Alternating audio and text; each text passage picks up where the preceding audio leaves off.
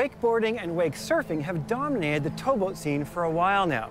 But the origins of these boats date back to 1961, when Correct Craft launched the very first Ski Nautique. 57 years later, we have a brand new Ski Nautique for 2019. And what a beauty she is. The design team at Nautique continue to find innovative ways to distinguish their boats from the crowd.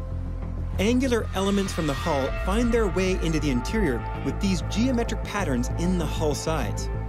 Soft touch materials are used throughout the boat, including extensive use of color-matched EVA foam.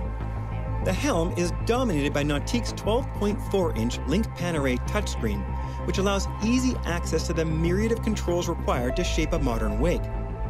We also find the same race car-inspired seat and wide armrest with a convenient helm control rotary dial. The passenger glove box houses the stereo controls, plus the heated seat control to help keep your spotter comfortable on those chilly mornings. Under the forward seat, we find a huge compartment with enough room for wetsuits, dry suits, and any other gear needed for a full day on the water. Boy, ski boats sure have come a long way. There are 2 lockable gunnel compartments, long enough for slalom skis, and there's even a convenient little hook for hanging the tow rope to dry. And sometimes it's the little details that matter so much, like this padded cushion on the engine cowl and this angled footrest that coaches are sure to appreciate. There are 3 engine options available on the new Ski Nautique.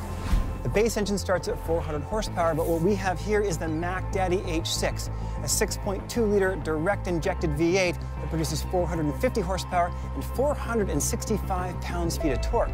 This is the tournament engine. And what a beast! Direct injection combined with all that torque translates into instant acceleration. A quarter throttle is all it takes to get on plane, and if you do crack it wide open, everybody had better be hanging on. Even turning a big rudder, steering effort is minimal, but these boats do turn on the proverbial dime. Far more important than handling, however, is the size and shape of the wake. After all, this is a tournament ski boat. But tournament boats have enormous challenges when it comes to the wake. You know, boat speeds change and line lengths change for slalom skiing. And that creates pockets and holes in the wake that for short line skiers can be a real challenge. But it's a good thing Nautique has a few tricks up their sleeve. To start with, this is the first hull that Nautique's built that incorporates carbon fiber with the fiberglass to lighten the boat. A lighter hull typically makes for a smaller wake, and Nautique claims this is the lightest tournament-class ski boat on the market.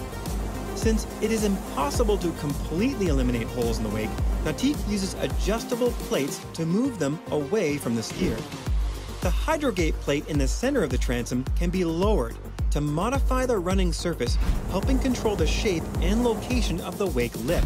Additionally, smaller micro-tuners are designed to disturb the water and help fill in the hole closest to the hull for shorter line length. The hydrogate and micro-tuners automatically deploy based on speed and line length. This is also a 3-discipline boat, which means it has to be good for slalom, trick skiing, and jumping. And that's a big challenge, to have a flat wake for slalom, but still have a big enough wake for trick skiing. So this brand new Ski Nautique has 400 pounds of ballast built in. And that will build a little bit bigger wake for trick skiing.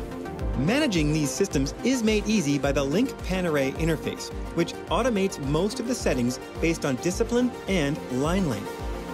Another great thing about the Link Pan-Array system is it'll save different skier settings. Not everyone's going to ski at 41 off.